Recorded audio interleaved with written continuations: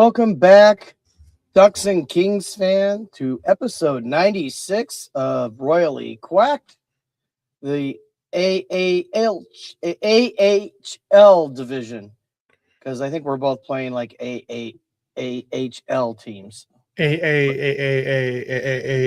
Blah, teams. blah, blah, blah, blah. Yeah. Tongue twisted today. Very much, I think, disappointed. You're disappointed? Okay. We want to start with that? We can do that. Okay, so you guys haven't played well. Neither have we. Okay. Mm-hmm. What does your future look like? To be honest, it's up in the air in the moment. No, but you have a ton of very young, excellent players. Yeah. We've got only two maybe I'm excited about. Clark and Byfield. Nope. Clark and LaFerriere. Byfield's a disappointment.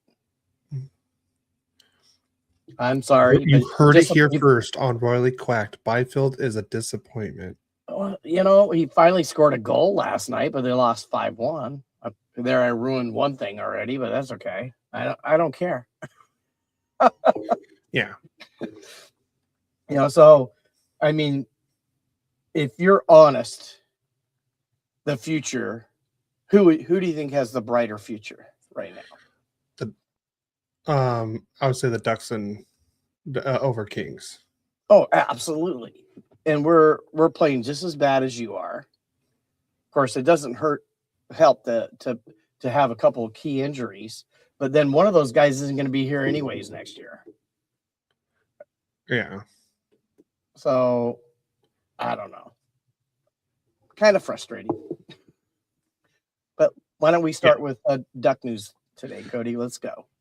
All right. So I haven't heard this name before, but he's the one that put it on Twitter or X or whatever you want to call it now. But Andrew Knoll on X, he put in quotes, "I spoke with Cutter Gauthier this morning. He said not making Team USA made him hungrier to do it in 4 years. Also said there may not have been any talks between him, his rep, and the Anaheim Ducks general manager Pat Verbeek on regarding an extension yet. So no talks of extension yet with the Ducks and Cutter, which is not very good. I want them to at least start talking. I'm not asking for a deal to be signed right away, but at least start talking, because I don't want another Zegras, Drysdale, McTavish situation with Cutter and Leo. And was it with Minty, Zellweger, and I believe those were the 4. But yeah, I don't want that to happen again at all. Well, you know the Ducks play hardball, so it's going to happen. Yeah, and unless they change their operating system, the way they operate right now, that's not going to change. So you're going to be disappointed. True, probably. So yeah. Well, Ducks have given me nothing but disappointment lately, so we'll see if that trend continues or not. Next up on the Ducks news is Elliot Friedman suggests the Anaheim Ducks have checked in on forward Andrew Mangiapane from Edmonton Oilers. If this was like 3 or 4 years ago, I would say trade for him right now. But right now, ever since he's been out of Calgary, even his last 1 or 2 years in Calgary, still wasn't like wow or anything like that. Like that 1 year, I know he had like almost 40 goals, I want to say. He had 30, 40 goals in that 1 year. Mm-hmm. And he was looking like a scorer, but then they just went downhill. I think after the Kachuk trade is when he started really going down, because they had Gaudreau, Matthew Kachuk, Huberdeau wasn't there, who they have. I think it was it was them, and they were like one of the top teams in the NHL that year. So, but now that's not who in my like nothing against Andrew Mangiapane, but he's not what the Ducks need right now. So, and I know there's been talks about like Strome being on the trade block, and honestly, like I'm kind of annoyed with the whole Ryan Strome situation because I think he's actually been one of the better Ducks forwards when he plays, and yet he's the one that keeps getting healthy scratched and everything. Like I'm starting to question like some of the playing time and stuff like that because like Jansen Harkins is playing over Ryan Strome. I nothing against Jansen Harkins. I like the way he plays, but he should not be playing over Strome. Then you also got Nikita Nestorenko, which I'm getting to right now. They placed him on waivers for the purpose of reassignment to the AHL. Luckily, he passed through because honestly, every time he's in the lineup, he does something that I really like. Like he forechecks well. He's always like getting into the defensive guys' faces in the Ducks ozone. Like he's the one that's causing turnovers. He looks good. He's fast. He's not making mistakes.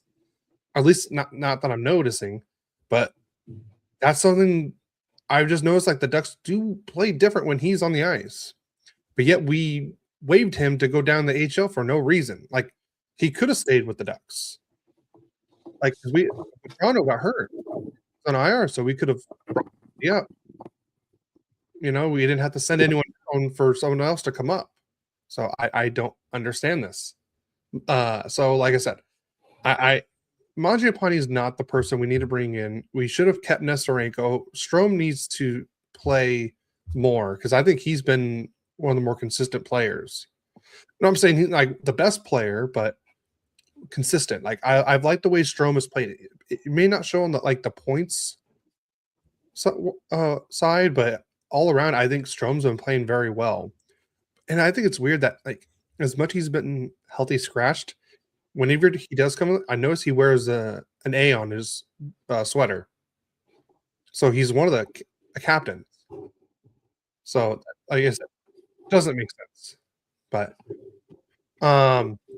next up on the Ducks news, so I guess this main reason why Nestorenko went down is because the Ducks recalled Tim Washy from the goals, and I guess he's been looking very good down there in San Diego, winning a lot of faceoffs, which is something we desperately need is someone to win faceoffs. So I believe he was the fourth line center the other night. So yeah, I guess I like that Washy's up. I wish maybe we could have seen Nestorenko and Washy together on the fourth line, but and maybe with Johnston and give Harkins a little break. So, like I said, we'll see what happens maybe tonight in Buffalo. So, next up, the Ducks have placed goalie Peter Mrazek on IR with a lower body injury. I don't know very much about the injury so far. All I know is he got pulled after the second period against who was it? It was Washington. So it was the game on Monday. He got pulled after the second period because I guess he got injured, so Dostal went in. So hopefully Mrazek's okay, and maybe he re-aggravated that groin injury. So, but now I forgot to put this in notes, but it's kind of an obvious one. Since Mrazek went on the IR with the injury, the Ducks had recalled Billy Husso back up. So now, and Husso has already played a game. So, but we'll talk more about that later. So we got some good news and bad news. I'll give you the bad news first. Troy Terry is out with an upper body injury and is considered day-to-day right now. So he did not play in the Carolina game, and I don't think he's playing in the Buffalo game from what I've heard. But we'll see what happens. Probably around noon is usually when they let everyone know like the lineups on who's playing or not. But it looks like hopefully Troy Terry comes back for at least when they come back home on what day? When do they come back? On Tuesday against the Stars. So hopefully, yeah. Mom put in the chat. That's okay. I like Ville. I like Huso too. I think he should have been the backup anyways. Yeah, I think they needed. I think the reason why the Ducks got Mrazek is just because they needed to make the money work with Detroit. I have no doubt about that. So I'm okay with. But Mrazek's a free agent after this season. I know. So, and Huso is still signed for another year after this. Yeah, he won't be back. Yeah, I that's what I already kind of expected that, and I liked Huso after last year when the Ducks brought him in. So we'll end the Ducks on some good news. Troy Terry passes Jakob Silfverberg for 8th all-time in assist within the franchise. Now he has this sight set on Ducks legend Niedermeyer for 7th. And someone who hasn't been in the chat in a while, Captain of Chaos, Adam, Wow. Ville was proving himself better than Peter. No, I 100% agree. Yeah, no doubt about that, Adam. Yeah, no doubt. Yeah, I 100% agree that Ville is proven that he's the better backup than Mrazek. So I 100% agree on that. So you want to go on to Kings news? Well, there's one bit of good part of Kings news. The rest, I'm going to call it depressing news. Prospect Wojciech Sihar named the MVP of the 2026 World Junior Championships, had 4 goals and 7 assists for 11 points in 6 games. Not the name I expected to be MVP of World Juniors. Yeah, me either. And we didn't even have a North America in the finals. Yeah. What was it? Czechia and Sweden? Yeah. It was what, 1 player on your team and 2 players on my team that were in the final. Yeah. So, I mean, that's good news. Now let's start with some of the bad news. Kopitar, lower body injury day to day. That's been on for the last week. Joel Armia also injured in that same game, I think, against Minnesota, the first game against Minnesota on Saturday. Upper body injury day to day. The Kings did designate forward Corey Perry to a non-roster status. He had to return home to care for a ill family member. We did recall Taylor Ward, not the ones the Angels traded to I think the Orioles. Yeah. His look-alike, but plays hockey, Taylor Ward from the Ontario Reign was recalled. Do they look alike? No, I'm just joking. I was like, damn. I was like, Yeah. So they're the same name and they look alike? Do they go as each other for Halloween or something? I actually think the Kings were there at an Angel game, and they met the 2 Taylor Wards. Okay, that sounds about right. And then also Andre Lee has been recalled from AH Ontario, obviously replacing Armia and Kopitar, but not even just that. Trevor Moore has been hurt and is still out with an upper body injury. Prospect and Canada World Junior goalie Carter George is sent from Owen Sound to the Sioux Greyhounds, and they got like 7 picks for him.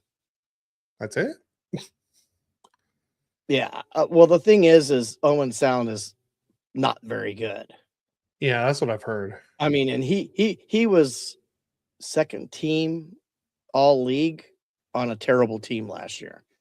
And it's part of why his stats have been affected in juniors. Also, another trade of a Kings prospect, Jared Woolley, and partner to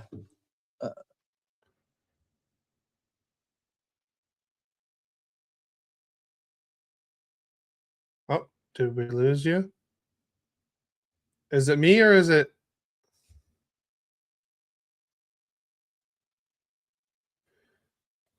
Oh, is it me or is it my dad? Someone put in the chat. Did we lose? But real quick, yes, we started early today. At Adam, we have some plans that I have to go to like a lot earlier than normal. So yes, we did. The simulation froze. I just know. Is it my dad or is it me?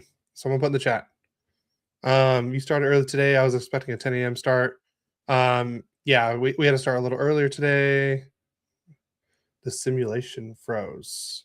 Oh, I'm guessing it was my dad that lost internet. Yeah. While we're waiting, I'll knock out some. Yeah, my dad is frozen. Okay, that's what I thought. Okay, while we're waiting for my dad to get back in, I will knock out some league news. um, in league news, the Sharks have signed Alexander Wenberg to a 3-year, $6 million AAV contract extension. I thought that was a great move for the Sharks to re-sign him. It seems like everything's working very well for everyone there.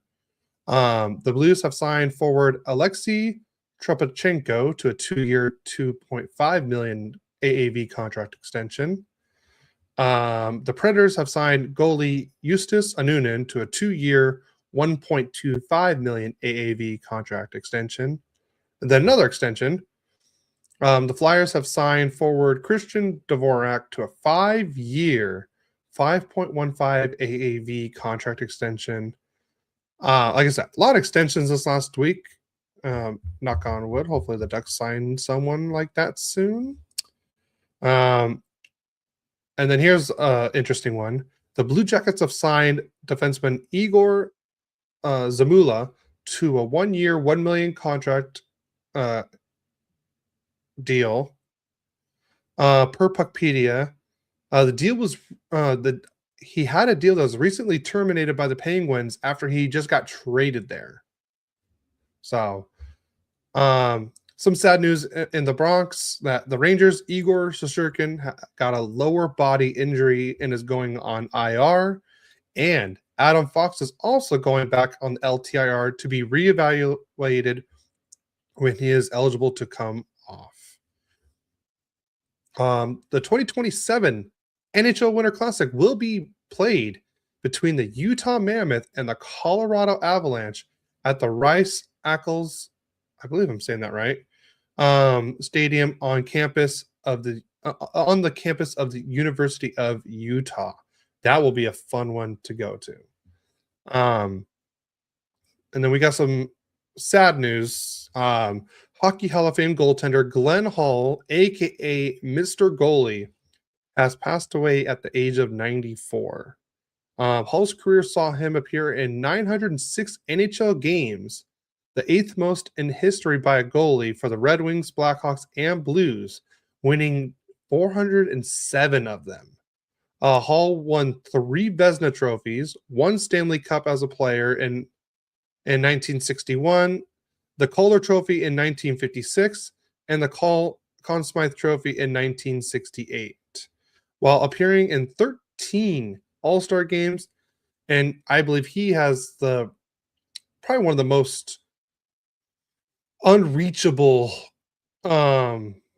records in hockey. I would say this has to be one of the most unreachable games. He has the record for 502 regular season games started as a goalie.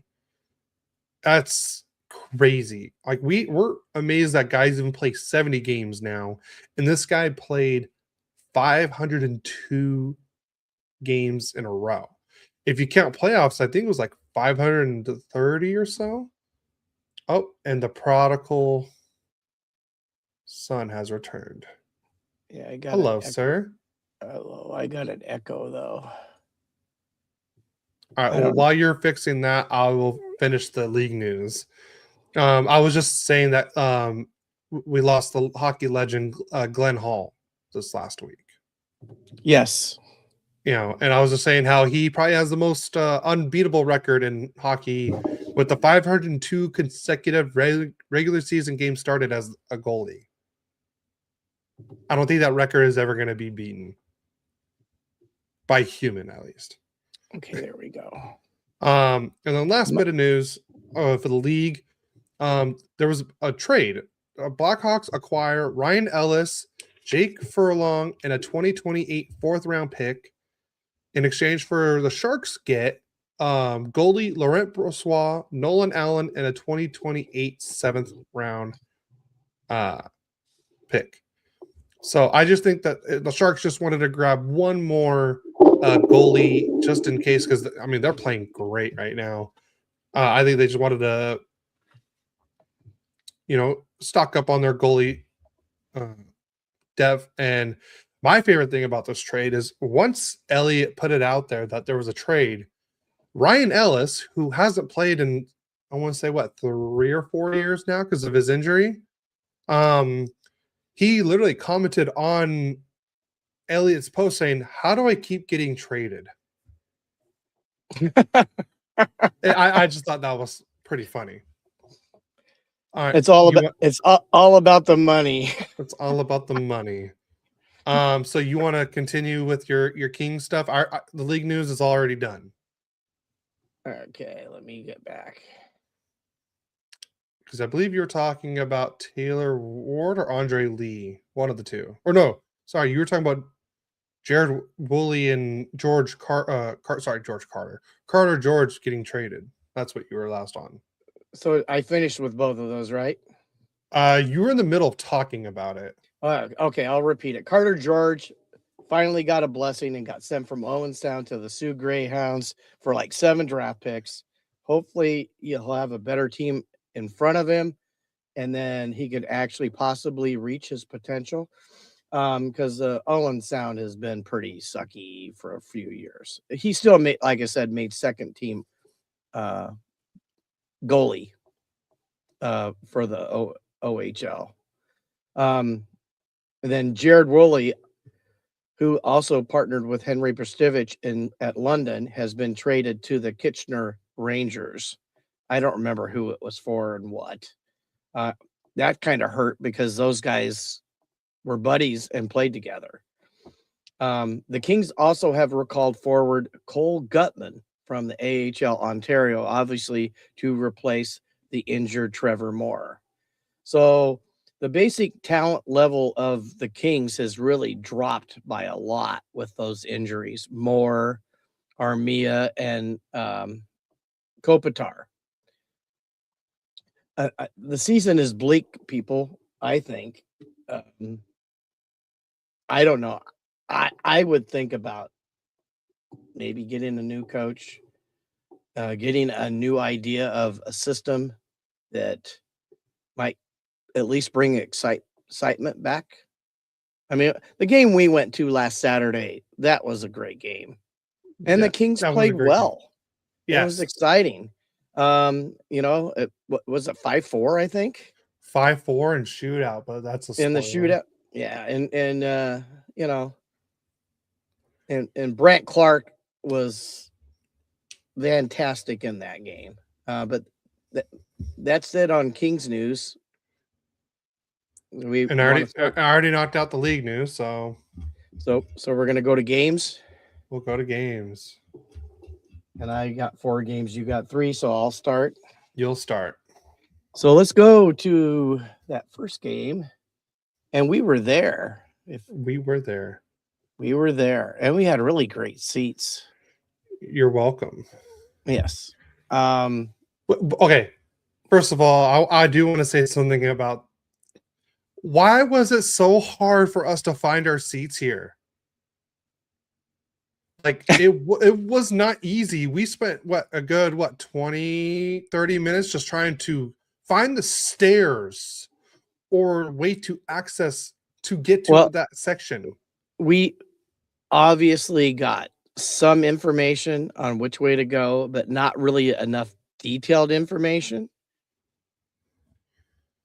We basically went up to the 3rd floor and they had to come back down. But when we got our seats, they were fantastic. Probably the best seats I've had since I've been on the glass at the Forum of a Kings game I've ever been to. And my wife, our executive producer, the Mama Duck, as she wants to be called, she's been there many times with me. When this is long before the Ducks were even a dream. Yeah. And sitting right on the glass there, the Kings would walk right by you. Those were fun days to go watch a game. But anyways, but also like with the elevator people, like they had a little bit of attitude to them, and I can kind of see why, but at the same time, like people that probably don't go to games often, they don't know all the SA and yeah. I was like, oh, we're the PR. He's like, you gotta give me something else. Do you see PR on here? I'm like, dude, that's what our section says. Like, I'm like, that's all I know. And then the lady also in there, she's like, oh, we're on level 3. He's like, do you see a 3 on here? I'm like, if you're the elevator guy, you've probably been there for how long? You know all the levels, like, oh, 3. Okay, just hit the button and go. You know which one goes to 3. I'm sorry. That kind of ticked me off a little bit. Because I'm like, I was kind of annoyed because we were having so many issues trying to find our seats. And I was like, PR, and he's like, he's like, and I was like, I don't know, dude. Like I was like, wherever PR is, just take us there. Well, the neat thing though about our seats is that we had a waiter. Yeah, that was nice. We didn't have to get up and go get a beer or anything. The only other thing is it's probably true at every arena. There's not a lot of room. No, I think I can't remember if I had more room at the Ducks game or the Kings game, but I want to add more room at the Ducks arena. It's pretty tight there too.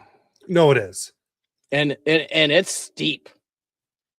Yeah, that's why if you really like to go watch a game, I do believe Honda Center is, especially if you're in the higher seats, is a much better buy because you can actually really still see the game. But where we were sitting with, wow, that was not a problem. But I've been up high at the Kings games and they look like ants skating on the and back when you were in high school, we'd go with Coach Cowan's tickets. Yeah. It was pretty high.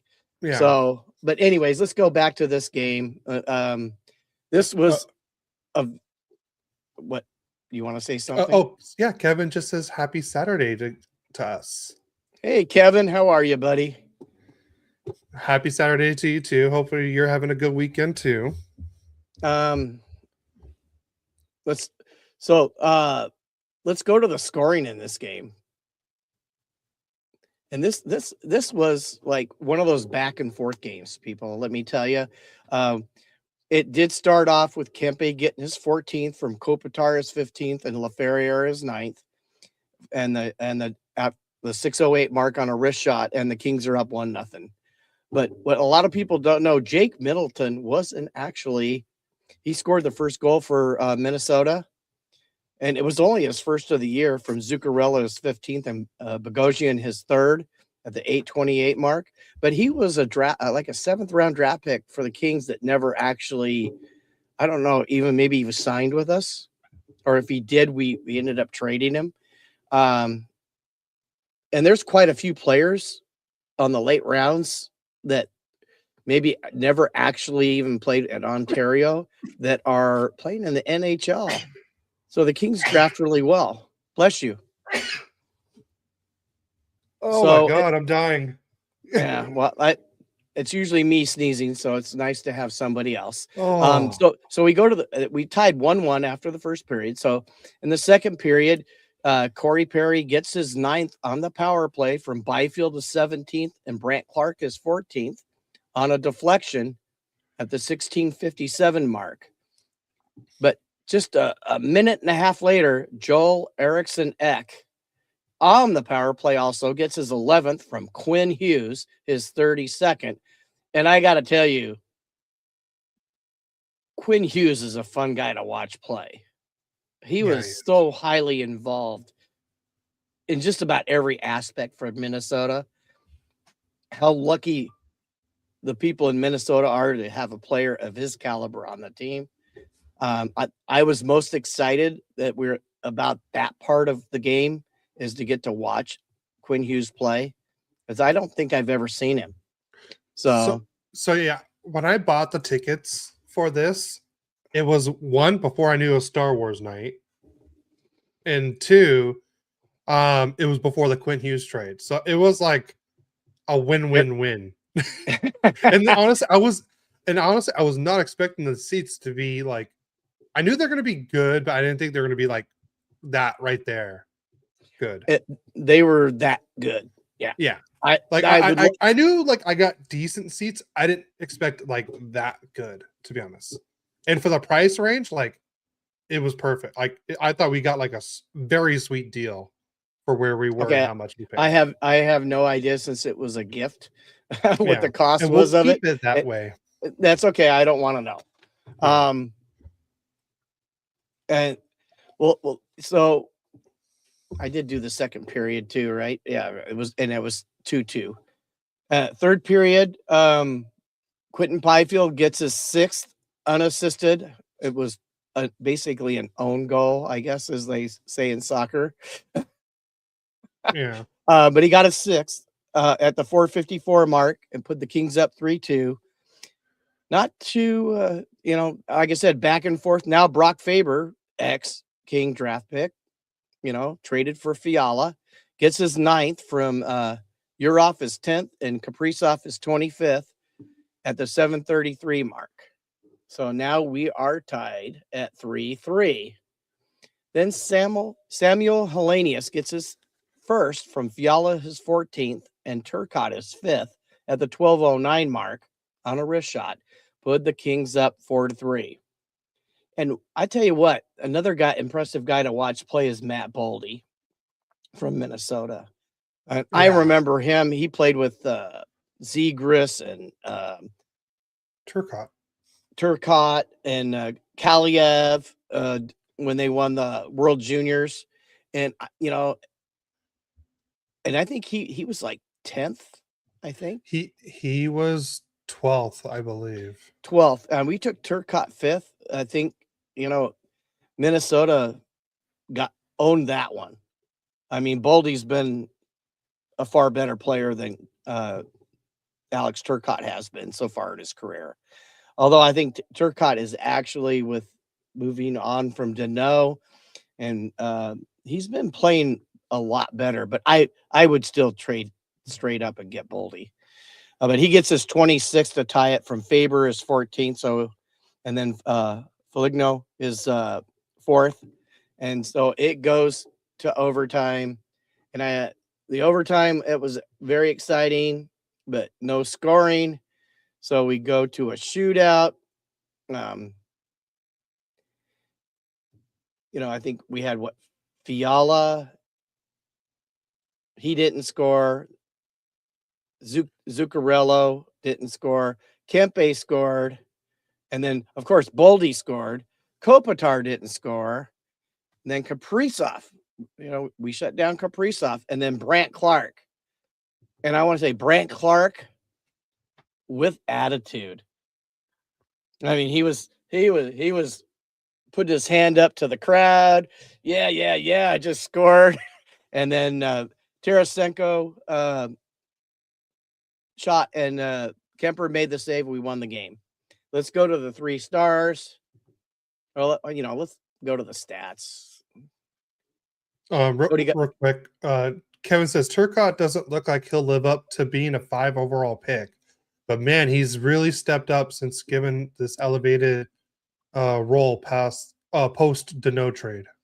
Well, and I agree, totally agree with you, Kevin. That's one of our pluses. He's played well. LaFerrier's played well. Clark is playing well. We need Byfield was good in this game, a goal and assist, but he could have been. He's got to do that every game or close, something, or every other game, and he's not doing that. I'm still waiting for him to shine. I think he just needs to shoot more. He's just passing too much. Shoot the puck, get some goals going, get on a streak like you did last year. Anyways, Kings outshot Minnesota 38-28.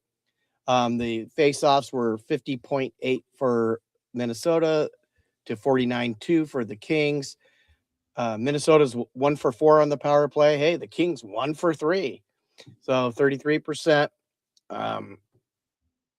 Hits were 17 for Minnesota, 15 for Kings. Block shots, Minnesota 21, Kings 18. Giveaways, we won that one 19-16. And takeaways, Minnesota took that 5-4. Now we'll go to the 3 stars of the game. And with the game-winning goal and plus an assist, but really it doesn't count as a goal because it was a shootout call. Brant Clark. Samuel Hellenius was the second star with a goal, and first star was Quentin Byfield with a goal and assist. I would have had Clark as the number 1 star. Byfield number 2, Hellenius could be 3, but Kemper was pretty incredible in this game. Honestly, there was a lot of great fun game to watch because it was just like in that third period, it was so back and forth. True. It was a very exciting game, and the Wild fans next to us were a lot of fun too. Yeah, they were neat. They were from Yorba Linda, though. Yeah, and they were like cool. Well, I think they were originally from Minnesota, but they live in Yorba Linda.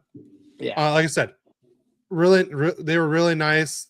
The guy to our left was a little annoying, but the guys to my right, they were, like I said, I like how he apologized when I was like, hey, like you could celebrate when your team scores. I don't care. I'm like, all they did was like, woo, they high-fived and they celebrated and then they sat down. Like they didn't rub it in my face or anything like they didn't go like, ha, like that's the fans I don't like.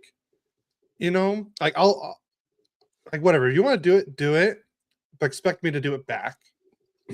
But no, he apologized. I'm like, dude, like you're allowed to celebrate when your team scores. That's fine. So before we move off of this game, we got to talk about the other things that happened at the game. Oh, yes. So, we were trying to obviously get more and more people to look at Royally Quacked. And we gave out a lot of stickers and stuff. We went to, what was that called? The one on the third deck? It was the LA Royal Army fan page. Yeah, we went over there, spent a little bit of time there, and we're walking back. And who do we walk into, buddy? Because you're the one that saw him. So I was trying to message everyone to see if we could just meet up and, talk, and stuff like that, take pictures with other Kings people. Like when I go to the King, like I'll take pictures with JoJo or and stuff like that. So I messaged Mikey. He's like the PR person. He's like DJ JoJo, but not the DJ, pretty much. And it's funny. He's the one that he's on the mic. He's hyping up the crowd. He's yelling. So all the Kings fans that are watching right now, you guys know who Mike DeLorean is. So as we're walking into the door to go to the elevator, I turn on a look and I see Mikey, and I'm like, wait, that's Mikey. And you didn't know who I was talking about. And I was like, no, I didn't see him until he was like right next to us. Yeah. So, and he was like walking past. I was like, hey, Mikey, can I was like, and he turned out and he talked with us. I introduced, us, and we do the podcast and everything. And, so as I said, I told him about everything, and I was like, oh, and he's like, I told him, I was like, hey, JoJo told me about you. And he's like, oh, you know JoJo? And I was like, yeah, like, and he's like, are you gonna have him on? And I was like, we're working on it. And he's like, here's an idea. I'm like, how about we get all four of us? He's like, I'll text JoJo and we'll have like a full, like, have you two and us two all on together. I'm like, oh my god, yes. Like I found out a little bit right there. I was like, dude, that would be so fun to do with JoJo and Mikey, because JoJo did tell me about Mikey when I went to the home opener. He asked me if I talked to him. I'm like, I haven't talked to Mikey yet, and I was working on it. All I got to tell you, as bad as the elevator operators were, Yes. Mikey was engaging, friendly, not in a big hurry because he's all over that arena during game time. He has a lot of responsibilities. He took time to speak with us, and I appreciated that completely. He was such a nice guy. Kings, you need elevator operators more like Mikey. I mean, with that same kind of attitude, that are friendly towards the fans. Because Mikey was nothing but respectful, engaging, and be honest with you, I was impressed. I was very impressed too. Like like I said, it was the same thing when I met JoJo at the rookie face-off. Like, he gave me the exact same vibes. Like, JoJo was like, dude, I've seen your content, I love it, and stuff like that. Like I said, I got great vibes, and like and Adam right here, Mikey Alexander, awesome guy. He's awesome, great guy, and he meant to say huge Patriots guy. So okay, we'll have to talk to him about that too. And I know he's also the Ontario guy too, from what Adam's saying. And I've seen his stories where he's in Ontario as well. So, like I said, that was fun. Mikey was amazing. Like I said, we didn't even mention like anything about having him on. It was his idea. So, and I was like, all right, cool. I love that idea. Well, somebody likes your hat. I get so many compliments whenever I wear this hat. I get so many compliments. I wore it at the pond a couple years ago. I want to say I had about eight or nine people like, dude, that is a dope hat. Where'd you get it? And I was like, to be honest, I have no idea. My wife got it for me. This is the one that Christina got me. I want to say our first month of dating. It was like she gave me this hat for like our 1 month anniversary. And I've had it since. And I do love this hat. So, well, we did miss one comment. Oh yeah, here. And I want to address that up there. Okay, go for it. You talk. Go. Well, I'm trying to get it. And we talked about this last week, actually. Yeah, we did talk about it. That Kevin said, do you think Byfield would do better with I think a new coach would be the way to go. A change of scenery. I don't think we get a value for it right now. He was trending towards to being a 70, 80 point player in the Kings system. Yeah, last season, the second half, that's what it looked like. But at the start of the season, even at the start of the season, he was a little better than he has been now. But somewhere early on, it just looks like he's lost all confidence. I'm not going to say that. The one thing I'm going to say, the only aspect, there's two aspects of Quentin Byfield that we need. And I think one I see improvement on is faceoffs. The second one is he's got to be more offensive, because most of the time he plays really tough defense. He's all over the place. He's stealing pucks. He goes to the corners. Even though he's playing center, he's going and getting the puck. He's just not scoring. That's what he really needs to work on that in faceoffs. And Jarrett Stoll, I hope you just listen once. Get out there with him, because you were one of the best ever in the faceoff circle. Because we won 2 Stanley Cups, and you were the main faceoff guy. It wasn't Kopitar, although he took a lot of faceoffs. But when we really needed a faceoff win, it was Stoll that was in there. So work with him. We got to get him to move. moving him, we're not going to ever get the value that we want. He's still young enough that he can produce. I mean, he's still younger than when Kempe really started becoming a good player for the Kings. So there's still hope there. Obviously, the whole thing during that draft, are you going to take Byfield or Stützle? Stützle's proven himself. Yeah. I mean, if you're doing a redraft, Byfield is not probably even going to be third right now. He'll be down the list even a little bit farther. But, that doesn't mean that can't change. So, but we need him to get better. I know you think he's overrated. Right now, you're right. I wouldn't disagree with that at all, Adam. I think he's overrated right now. But I still have hope. I just think we're in a system that isn't working with him.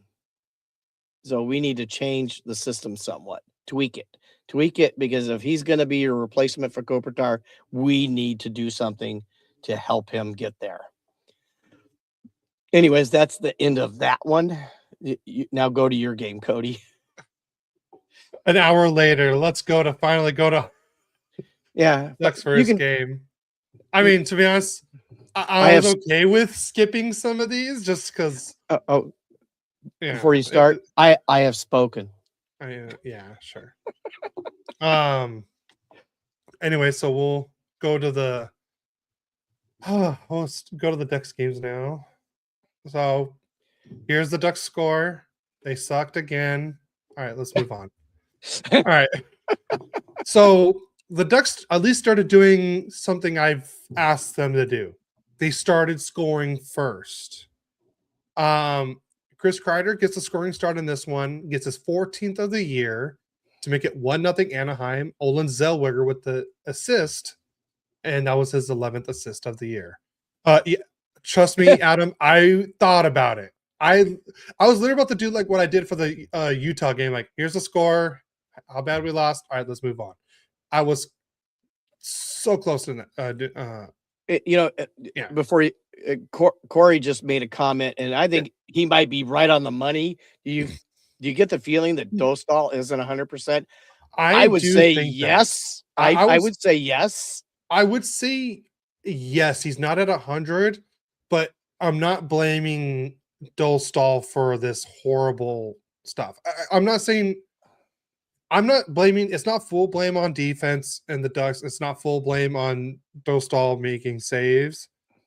It's everyone together on this one. Like before, like I've said, like, oh, it's the defense screwing over the goalies, or the goalies aren't making saves. It's everything right now. Well, the sad thing about what's happened this year is that great start. Which is, I expected this to happen. Did I not call it? Like you did, but that's not the point I'm trying to make. That you were going to go there, but the defense hasn't been strong all year. But the offense was more dominating, and yes, they were controlling the puck more. That stops goals being scored. Their defense still needs a lot of work. If you could take the Kings defense and the Ducks offense, we could win a Stanley Cup. I thought about that. Rick could win a Stanley Cup. The one team is strong at, the other team isn't. So the problem with giving up goals like this game 7-4 is because the Ducks still aren't a strong defensive team. Yeah. And the Kings are a strong defensive team, but they're so weak offensively, they're losing a lot of games by one. I think at one time they were number one in one goal losses. Yeah. So anyways, I had my say. You take over. I'll be quiet for a while. Shut up, Adam. I don't want one comment from you. All right. We'll just go to the comments real quick. Dostal has the yips. He needs to get back to basics. He's making basic mistakes that doesn't help the rest of the team. The rest of the team's breakdowns. That's 100% right. That's That is correct. literally it. Yes. And Deuce said in the YouTube chat, melt two teams together. Let's just hope it's the Ducks offense and the Kings defense that are melting together, not the opposite. Because otherwise, you're getting one of the worst teams in the history of hockey. You're losing every game 9-0. The San Jose Sharks from a few years ago. Or yeah, pretty much. So I already talked about the Chris Kreider goal. So yay, we get the scoring started, and then just under 10 minutes later, Justin Sordiff scored his 6th goal of the year to make it 1-1, and then 3 minutes later, he scores another one to make it 2-1. So that was his 7th of the year, and so it's 2-1 after one. And then Ryan Leonard gets his 9th of the year. So it's 3-1 Washington. And then again, for the hat trick, Justin Sordiff, who I've never heard of until this game, but I don't follow Washington. But he gets his hat trick more than a halfway into the game. So is he sort of the first star of the game? All right, you're in timeout. So it's just going to be me for a little bit now. Oh God, I should have saw that one coming and I didn't. Hey, other than the fun we had Saturday and actually beating Minnesota twice, God. It's the rest of the week has been horrible, has it not? On both of our ends. So let's have a little fun with it. Yeah, Adam, I think the 23-24 Ducks were no, the year before we got the draft when we got Carlson, I think that was one of the worst teams. Anyway, so it's 4-1 after the hat trick from Sordiff, and then Ovechkin gets his 16th of the year, and that makes it 5-1 Washington. And this is still before the halfway point of the game. That was at the 8:52 mark of the second period. And then Alex Killorn, thank God, gets his 3rd of the year to make it 5-2. And then Trouba gets on the board with his 7th of the year to make it 5-3. Oh, by the way, on Killorn's goal, that was Ross Johnson's 10th assist of the year. And then on Trouba's goal, that was Troy Terry's 27th assist. So it's 5-3 going into the third period. Okay, better than the 18-25 Ducks. Yes, that's true. That's on point right there. Beckett Seneca gets his 14th of the year to make it 5 for Washington. Cutter Gauthier with his 20th assist of the year, and Lacombe's 18th assist. And then the Ducks were making a push. They pull the goalie, and then John Carlson gets the empty netter to make it 6-4 Washington, and that was at the 18:46 mark.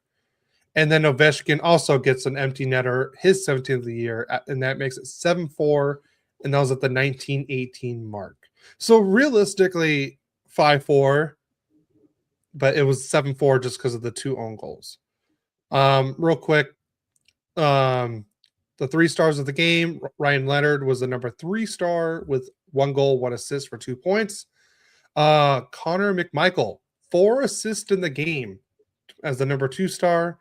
And I guess you were sort of ready, sort of called it with him being the number 1 star of the game.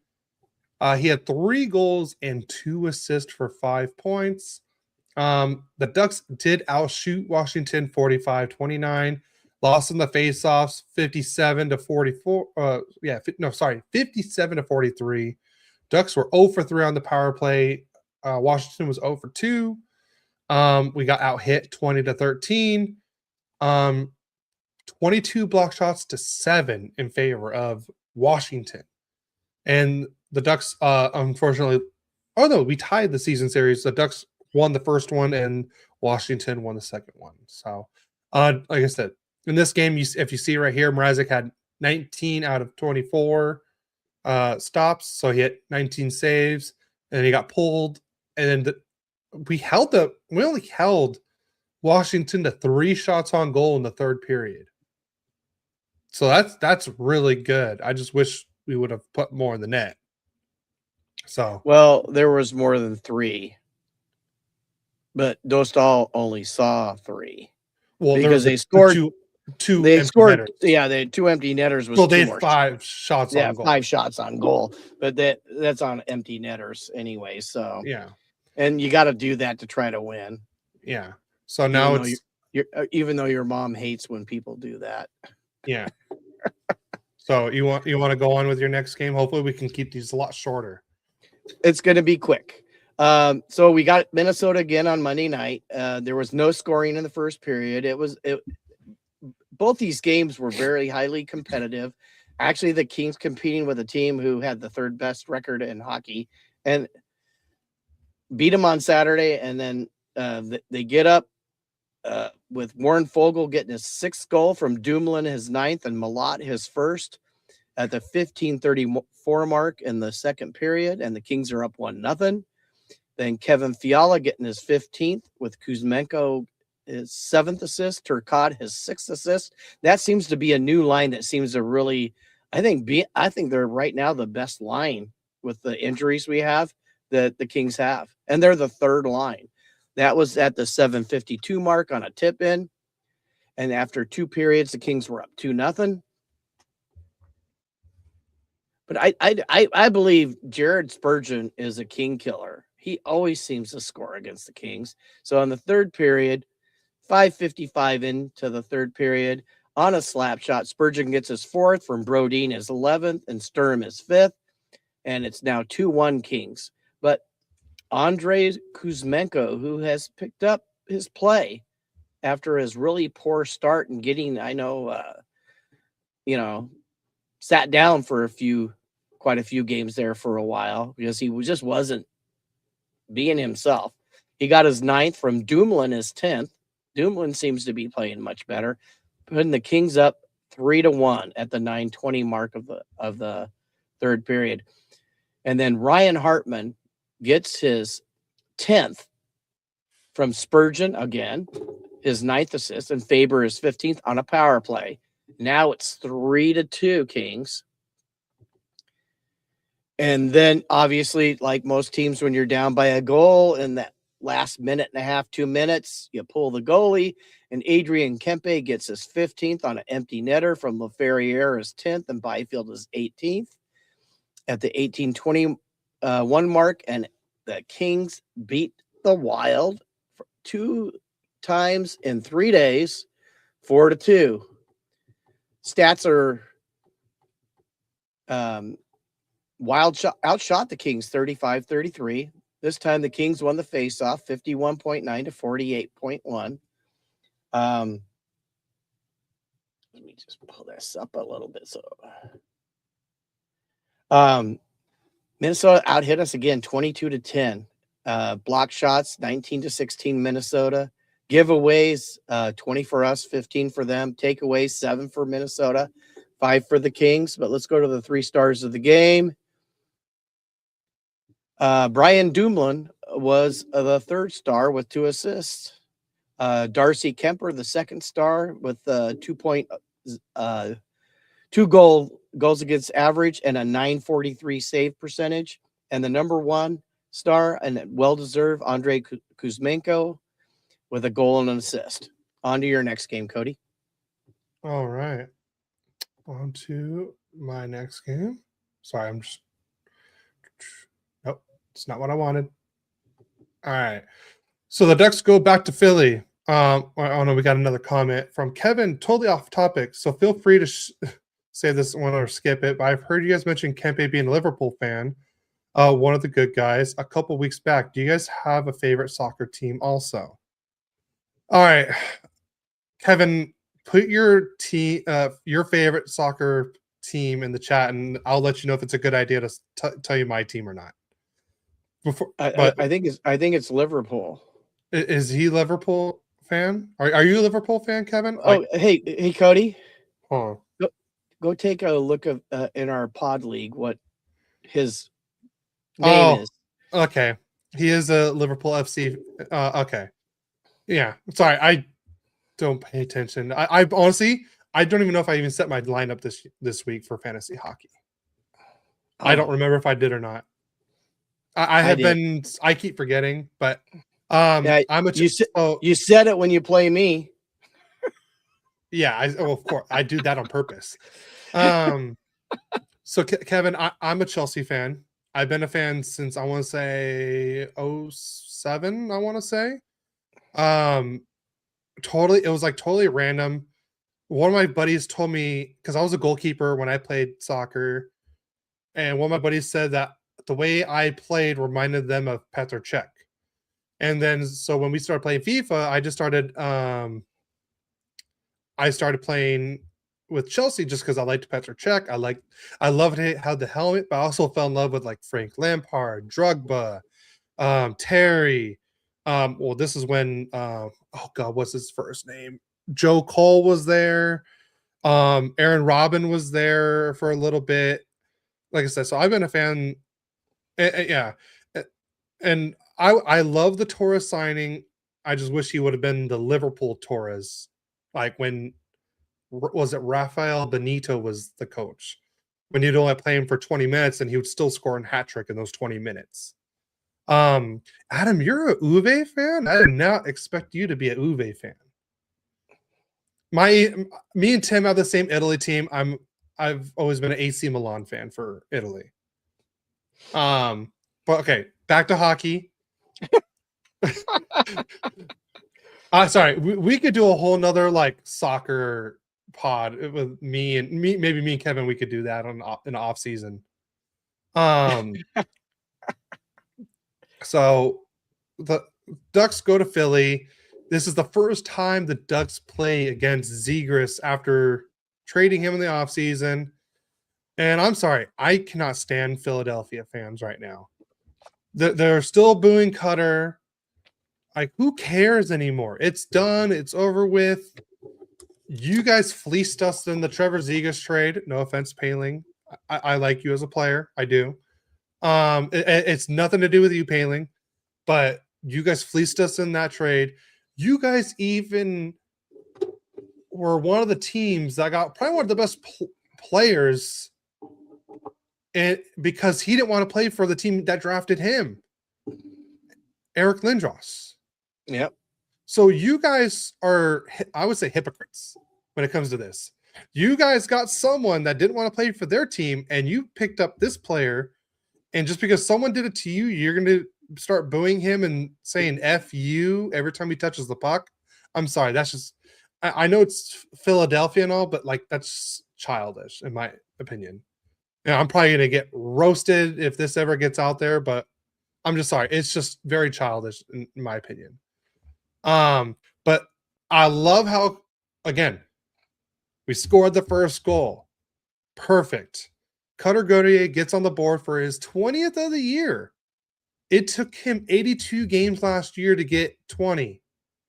And this was game number, I want to say 42, 43. And he already has 20 goals. So Cutter Gauthier gets on the board on a power play goal. Lacombe and Terry get the assist. That was Lacombe's 19th assist and Troy Terry's 28th assist. And that was at the 4:15 mark.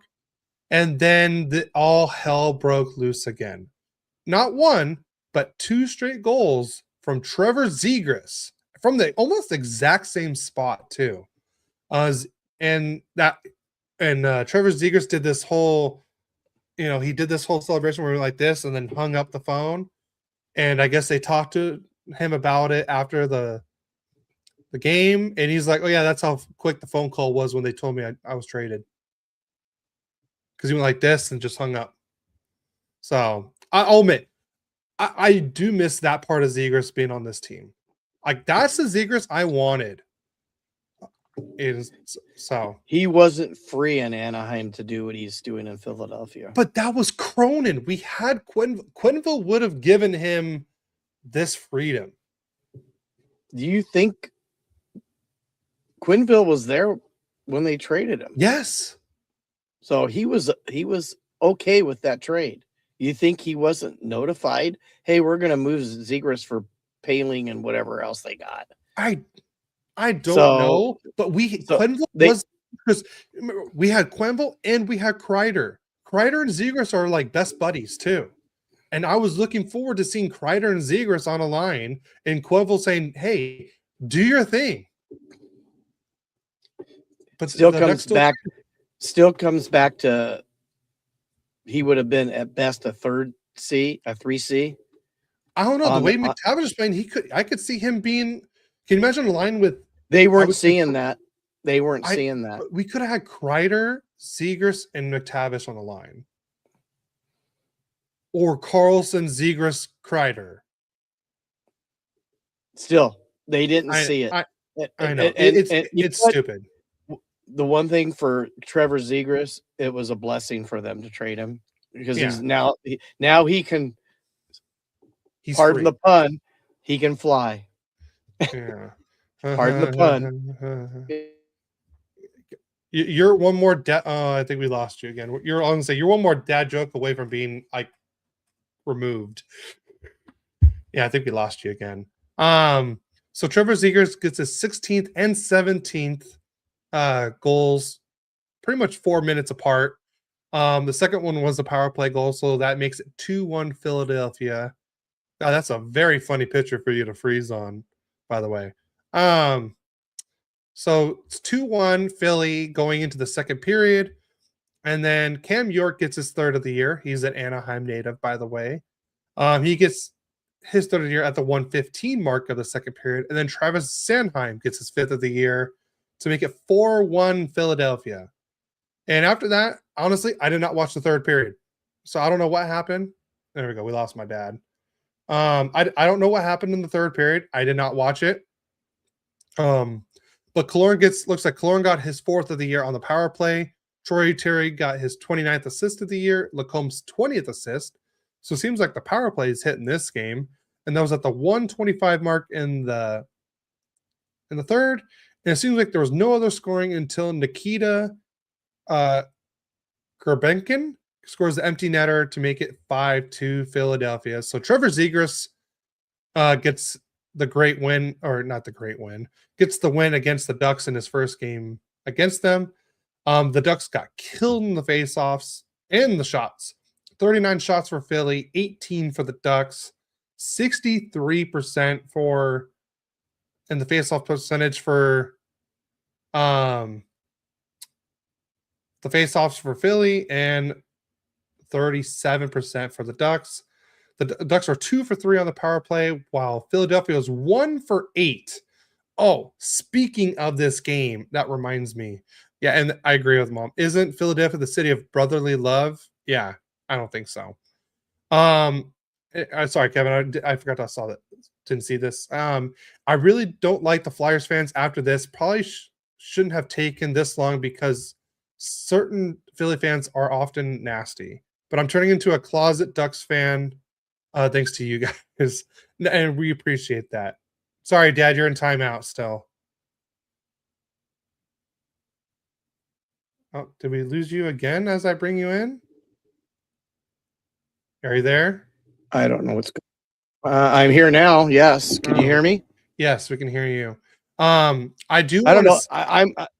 I'm calling my internet company today. I can tell you, this is like the third week in a row. Yeah. So I want to speak about the Ross Johnston hit, or I should say hit. So Ross Johnston got a 5-minute major and a game misconduct for interference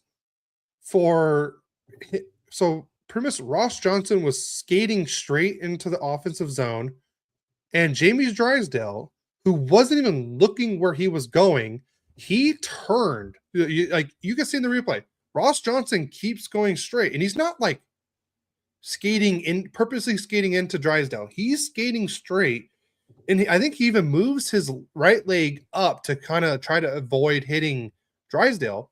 But Drysdale is literally like he's turning as into Ross Johnston, and he's not even looking where he's going.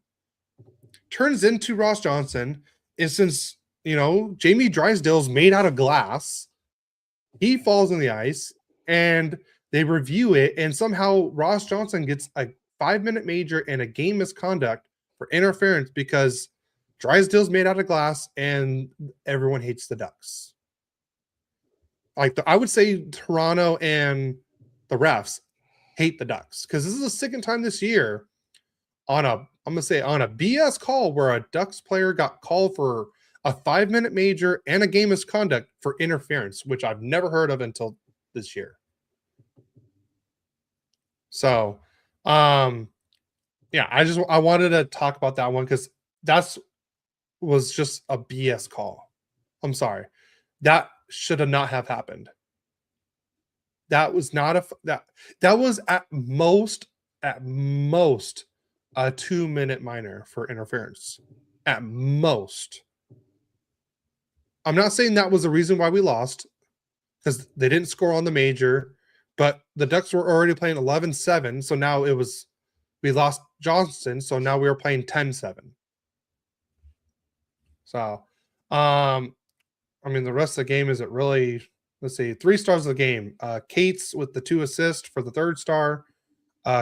Cam York was the number 2 with the 1 goal, 1 assist for 2 points. And what a shock. Trevor Zegras was the number 1 star with the 2 goals.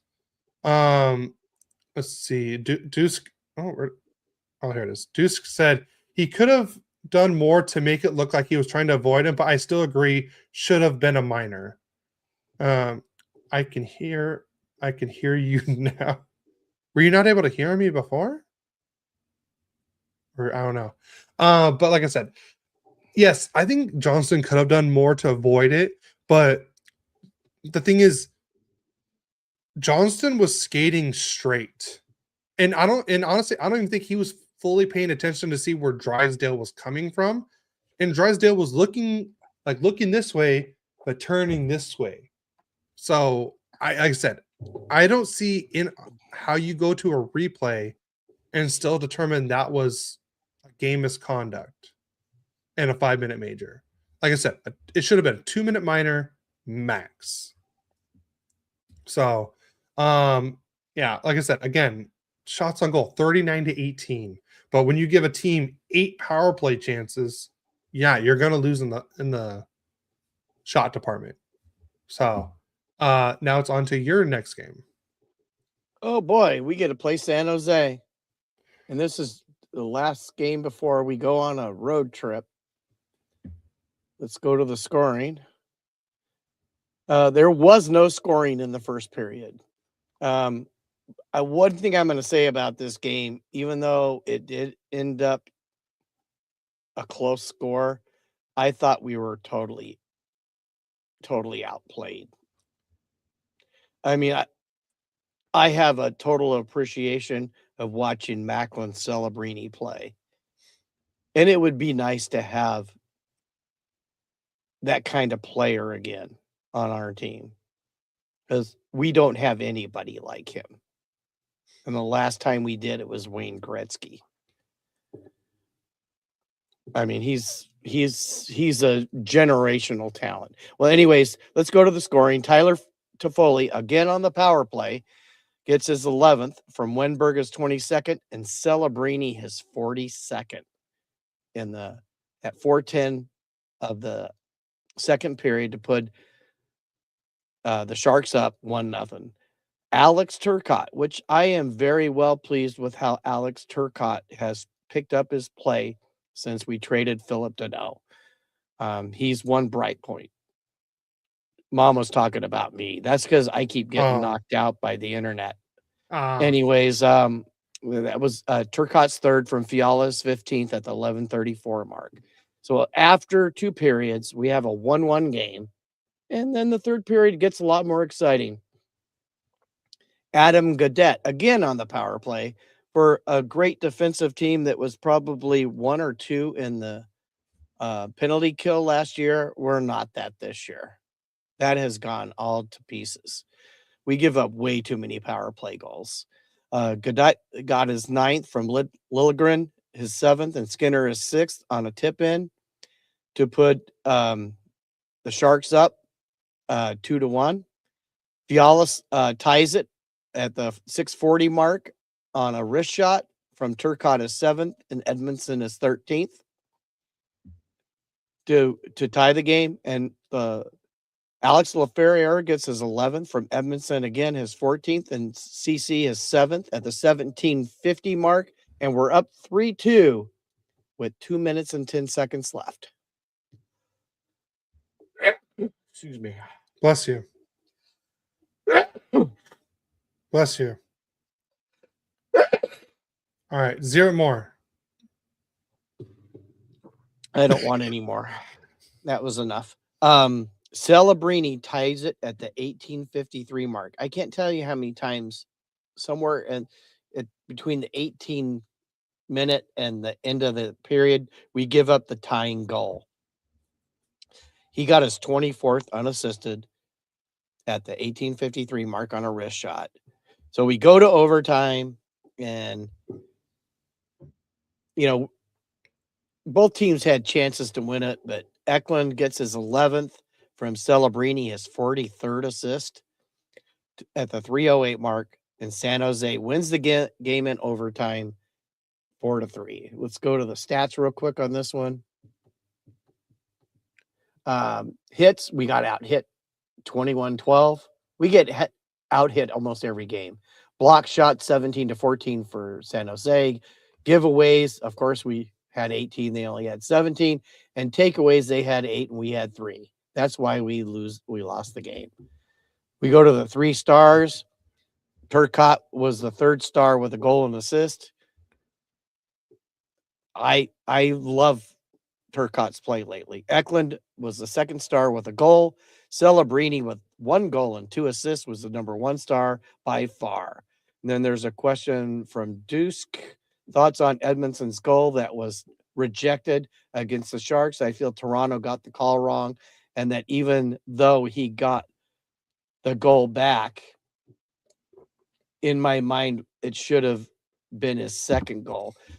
Okay, what they're talking about, he was getting cross-checked from the back, which that wasn't even called. It pushed him in where his hand hit the puck in.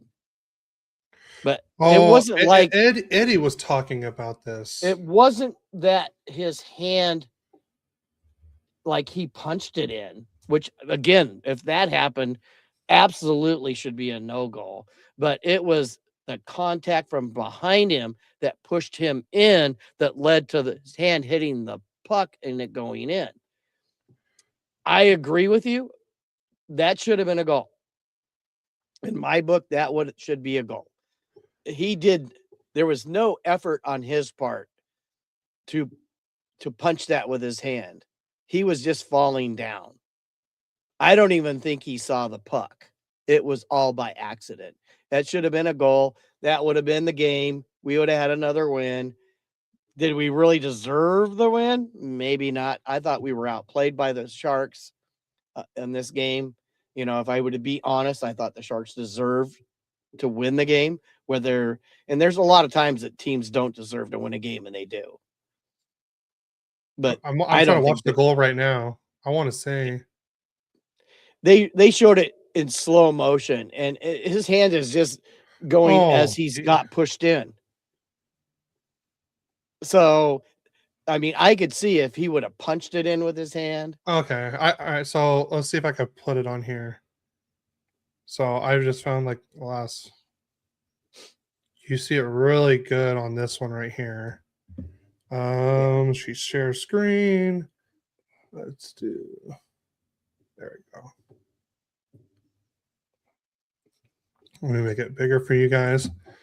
So you'll see Edmondson coming around here.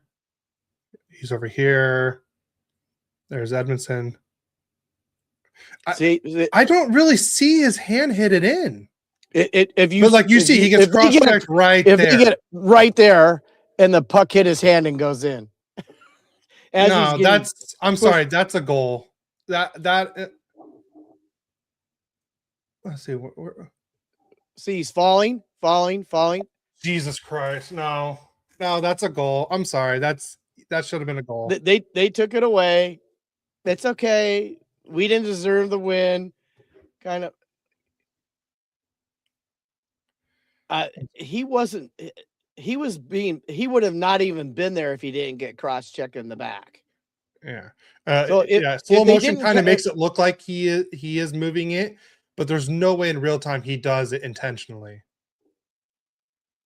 So I I'm sorry, like I know these hockey players are still are great and their hand-eye coordination is good in like fast moments, but there's no way in hell like he sees the puck as he's getting cross-checked down and still hits the puck in like that, like intentionally. That was just it happened as he fell, it hit his hand, and it goes in. It honestly, Kevin, it's funny you say that because Eddie was talking about this on Locked On Kings. I can't remember which episode it was, but he says maybe the refs shouldn't be looking in these in slow mo. These guys aren't playing in slow mo; they're playing in real time speed. And Eddie said the exact same thing. I think there's certain calls. Yes, check the slow mo, but in certain calls, you should not go to slow mo at all. Yeah, So we had Caitlin Kelly make a comment. Her dad talks about football on the ESPN network. oh, really? Who's your dad? I want to know. That's cool. Well, I love the way she spells her name. I've never seen Caitlin spelled that way. Yeah, me either. I love the spelling of your name. Yeah. Your dad's creative, or your mom maybe. I'm guessing that's the mom. That's probably. The mom. There's no way a guy knows how to spell Caitlin that way. Maybe we should have had you be Cody, Kody. Oh God, no. I've had so many people like, oh, is it Kodi? I'm like, how many Codys do you know that spell their name Kodi? I'm sorry, no. There's not. Very rare. No, it's KCODI, and the first K is silent.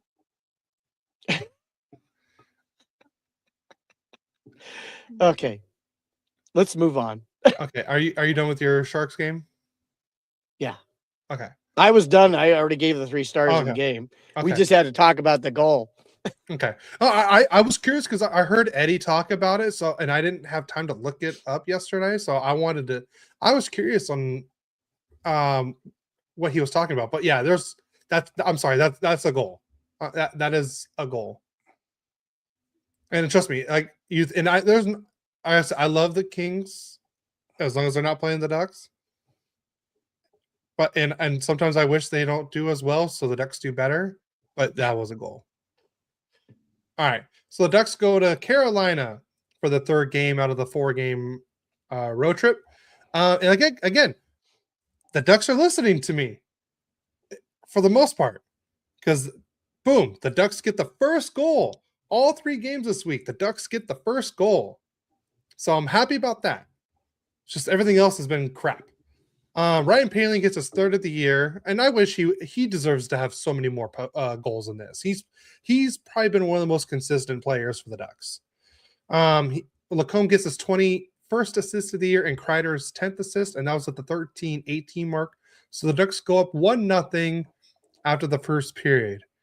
And that was the best period the Ducks played in this game.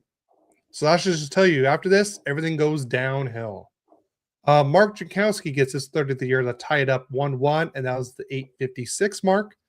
And then Mikael Granlund, after just hitting the post and missing, he gets the puck again from McTavish, and he puts it in the net to get his 8th of the year. So McTavish gets the primary with his 17th assist of the year. Seneca's 19th assist. So it's 2-1 Anaheim at the 12:04 mark. And then Logan Stankoven gets his 9th of the year to tie it up 2-2, and that was at the 14:05 mark. And then at the 16:08 mark, Jalen Chatfield gets his 1st of the year to make it 3-2 Carolina. And then I couldn't watch the 3rd period because I was behind, and there was something going on with Victory Plus where it wouldn't let me reload to go to the 3rd period. Like I watched the 2nd, and then when I tried to get to the 3rd, it kept freezing on me, and so I never officially watched the 3rd period of this game. So, but looks like it wasn't very fun for the Ducks side, anyways. We only got 4 shots on goal in the 3rd period when we were down. But Jackson Blake is his 13th of the year to make it 4-2 Carolina. And then Taylor Hall gets his 9th of the year on the empty net to make it 5-2 Carolina. And that was at the 17-11 mark. So we really pulled the goalie early in this one. But yeah, Ducks fall to Carolina in Carolina 5-2. Shots on goal. Not pretty. 35-13. Only 13 shots on goal in this game. That is not good at all. 36% in the faceoff percentage to 65%. For Carolina, both teams are over on the power play. Ducks do out hit them 25-16. Block shots 20-8 in favor of the Ducks. Ducks lose the season series 2-0 to Carolina after losing 4-1 in October. Like I said, just 6 shots on goal in the first, 3 in the second, and 4 in the third. That is Carolina in the second period outshot us alone. They had 19 in the second period. 13 shots on goal. That is not good. And this is a Carolina team without Slavin. And it's just crazy how bad they're playing right now. As Deuce says, 13 shots on goal is crazy for what a usually offensive strong team like the Ducks. And Mom said, that's why I did your name. A lot of dads don't know how to spell their kids' name. Yeah. I'm offended by that. I know how to spell his name. Yeah, sure. I'm just kidding. Well, but the 3 stars of the game, Taylor Hall was the number 3 star with the 1 goal, 1 assist for 2 points. Stankoven is also the number 2 star with 1 goal, 1 assist for 2 points. Then Jalen Chatfield was the number 1 star with also 1 goal, 1 assist for 2 points. So that is it for the Ducks this week. We now have an 8-game losing streak. I want to say it's almost tied for. I want to say if we lose 2 more games, we'll be tied for the worst losing streak in Ducks history. So let's hopefully we change that around tonight. Maybe you ought to play the Kings. So the Kings. No, it started with the Kings. So we had the 6-1 loss. We're gonna segue over to the Kings game. They go to Winnipeg, who hadn't won in 11 games. They were 7-4 going into this game last night. And I mean, when you play the Kings, you get well. First period, Namzakov got his 7th from Stanley, his 7th, and Niederreiter his 10th at the 1:31 mark. Didn't take long for them to score. It's 1-0. And Kolkapika gets his 3rd from Sandberg his 6th, and Pearson his 3rd at the 18:05 mark. And after 1 period, we're down 2-0. Then Blackhawk Jonathan Taves gets his 4th from Miller, his 1st, and Perfetti his 7th at the 2:07 mark. And it's 3-0 Winnipeg. The only redeeming value in this game is Byfield finally scores his 7th goal. And I was looking, we did trade 3 players to get PLD from Winnipeg. One of them was Alex Iafallo, who's considered just, he's a nice player, but nobody to speak of. He has 7 goals already with Winnipeg. Byfield gets a 7th from Taylor Ward, his 1st assist, and Warren Fogle only has 2 assists. That's why we're not any good. It's now 3-1 Winnipeg. And then Scheifele, of course, gets his 21st on the power play. I've been saying that a lot here in the last month or two. We're giving up a lot of power play goals. Kyle Connor with his 31st, and the one guy we shouldn't have traded, Gabriel Velarde, got his 21st assist, and it's 4-1 Winnipeg. Then Scheifele gets his 22nd, not on the power play, from Perfetti his 8th and Velarde his 22nd, and that's how the game ends, 5-1. Let's go to the stats. hey, we won something. We won the face-offs. We 33 out of the 58 face-offs we won, 56.9% to 43.1. We were 0 for 3 on the power play. They were 1 for 2. Hey, we were actually close on the hits for once. Winnipeg 23, Kings 22. Block shots, Winnipeg 22, Kings 9. Hey, we were better in the giveaways. They gave away 17. We only gave away 9. And we actually won the takeaways 7-2. Yet we sucked and lost 5-1. Dominated by a team who had not won in 11 games. Third star, Namsakov with a goal. Jonathan Taves was the second star with a goal. And of course, 2 goals. Mark Scheifele was the number 1 star. And that ends the week for the Kings in games. We started off with a bang, beating Minnesota twice, but couldn't do anything after that. So Deuce says, I'm just going to call this as a mercy win for the Jets fan base. And also said, thoughts on the rain call-ups? I think Ward looked pretty good. Didn't see too much from Lee. Well, Lee actually is the leading scorer on the rain this year. Ward played okay. I mean, they were competitive out there. They didn't look like they were outmatched totally. The team just has been outmatched overall. You know, other than I don't know why they look so good against Minnesota. Yeah. 2 games against Minnesota, beat them twice. I'm still flabbergasted. That gave me hope. Obviously, it went in. I didn't even pick us to win, and we lost both. I picked them to lose both of those games, and they won. Then I picked them to beat the Sharks. They lost. The only game I won this week was the Jets game. I had us losing 3-2. Of course, it was 5-1. Yeah. All right, let's get into predictions real quick, and then I want to go over some of the new Olympic rosters that were announced, and then I'm at the leave because we have to leave pretty soon. Okay. So, predictions. God, I hope I'm right on this. I'm gonna have the Ducks winning this game. I'm gonna go big, 6-2 tonight against Buffalo. Okay. And then Tuesday against the Stars. I hate to say it, but I'm gonna say they're gonna lose in Dallas. I'm gonna say 5-3. And then against the Kings, which we'll talk about that in a minute. Also, I'm gonna say a win. I'm gonna say 4-3. Okay. I'll go to my game. We play the Oilers tonight. I have us losing 5-2.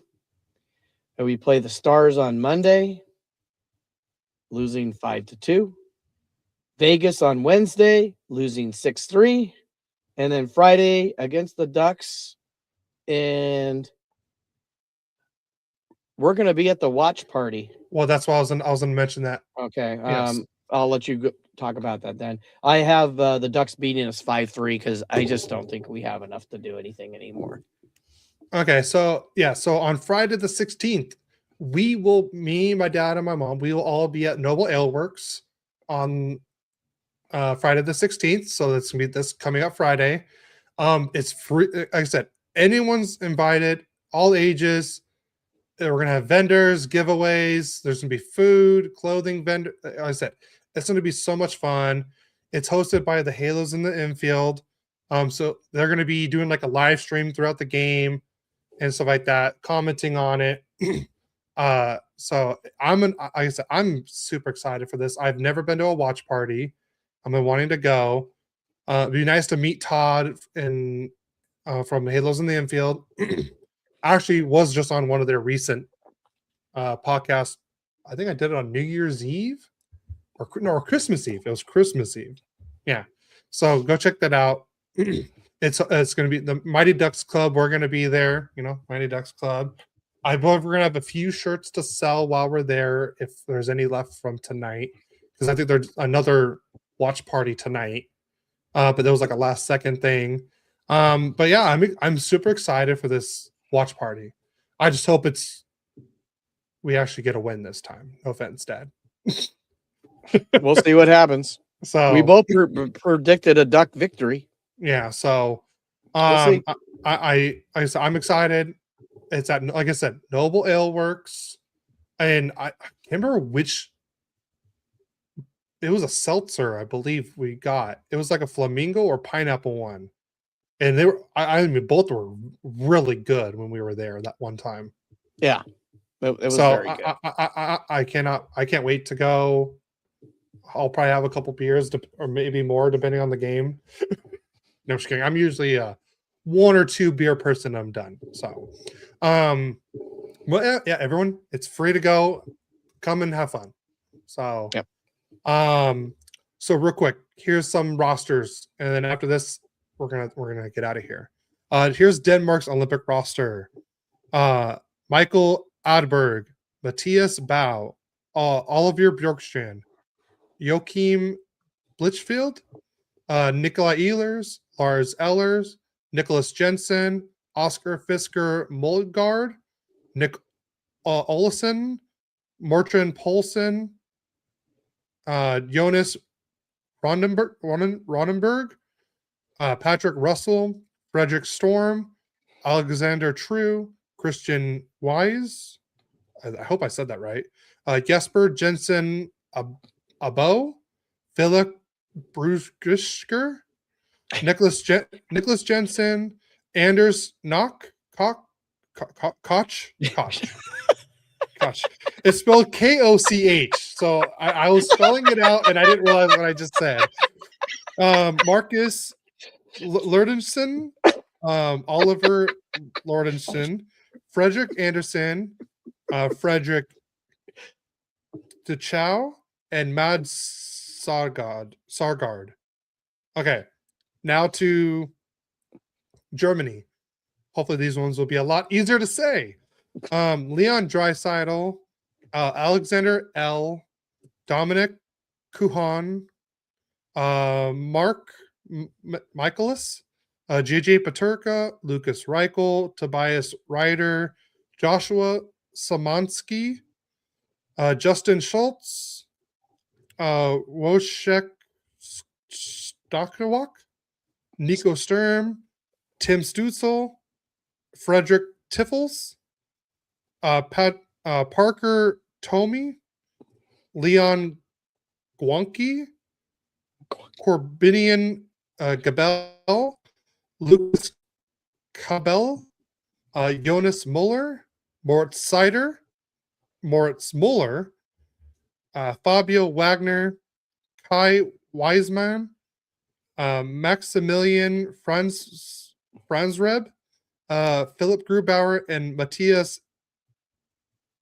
Niederberger. I need a burger too. I want one right now. Mom says, so I'm driving home. LOL. Well, you're probably driving back with Dad. All right, and then here's Switzerland's team. You're driving home, honey. My car. Yeah. Here's Sweden's team. Oh, Jesus. Sven Inderredo, Christoph Bertschi, Kevin Fiala, Nico Heischer, Ken Yager, Simon Nack, Philip Kurashev. It's like the NHL guys' names I can easily say because I know how to. I've heard their names pronounced. Oh, so Deuce says I believe it's pronounced Coke, like the soda. Okay, it's spelled Koch. So I was like, I like Coke. I'm not gonna. I was about to say the other one, but that would have been really bad. I really would have made the internet if I would have said the other one. So Phil Kershaw, Dinas Malgin, Timo Meyer, Nino Niederreiter, Damian Rat, I believe, Sandro Schmid, Pew Suter, Calvin Thurkoff, Tim Burney, Michael Fora, Andrea Glauser, Roman Yossi, Dean Kukin, Christian Marty, JJ Moser, Jonas Siegenthaler. That was like the part of gonna be the hardest one to say, but I already know the name. Rito Burra, Leonardo Ganomi, and then Akira Schmid. And then I trying to see if I have any others. Oh, then here's the last one, Slovakia. God, why is it all the hard ones? I'm gonna make you do this next time. No thanks. What are you doing? All right, Peter Kolarik, Dalibor Dvorsky, Marek Havrik. Let's see, Libor Havrik, Libor Hudunsik. Yeah, Cock was funny. Milos Kellerman, Adam Lyska, Oliver Okovar, Martin Pospisil, Pavel Regenda, Adam Ruzinska, Yuri Slavkowski, Matthias Sukol, Samuel Takak, Thomas Tatar, Peter Cernasak, Eric Cernak, Martin Faravalli, Martin Gernat, Michael Avon. Let's see, Patrick. There's that name again. I'm gonna say Coke because that's how Deuce said. I'm gonna say Coke. I'm not gonna say the other one again. Martin Marisin, Simon Nemec, Adam Gahan, Samuel Halava, and then Stanislav Skorshinev. I didn't. Thank So you, I really Kevin. hope everyone enjoyed that. Me trying to say 90% of those names. Next time I'll have my dad say it so it's even funnier. It will be funnier. Yeah, I it'll be guarantee. funnier. Because at least some of the NHL guys' names I actually know how to say. Even NHL guys know that you can't even say, Dad. But all right, I gotta get out of here. So everyone, please hit the subscribe button on YouTube or go follow us on Twitch. Like I know Adam subscribed on YouTube. Kevin is a follower on Twitch. And if you guys follow us, you can join in on the live, comment like everyone else does, like Deuce here, my mom, Adam, Kevin, and have fun and make fun of me trying to pronounce these names again. Or me. Or you want to on a weekly basis. Yes. Can I vowel vowel? There's too many vowels. I will sell you a vowel. How about that? Yeah, you can buy one, Adam. Just a bunch of dudes. Oh god, this is funny. But everyone, please go download all the episodes on Apple Podcasts, Spotify, Overcast, Amazon Music, iHeart. Download and please leave us a review on Apple or Spotify. We'd really appreciate it. Again, we have so much fun with the live chat. God, I didn't expect that to be as funny as I thought it would be, just reading out names. But everyone, thank you for tuning in. Hope to see everyone there at the watch party. Like I said, I'm really looking forward to it. So me too. And I hope everyone has a great week. And I pray the Ducks break the losing streak tonight. I really hope so. If not, let's do it on Tuesday against the Stars. So if not, we'll see you guys next week. And just remember, let's go Ducks. Go Kings, go. See you next See week. you next week. A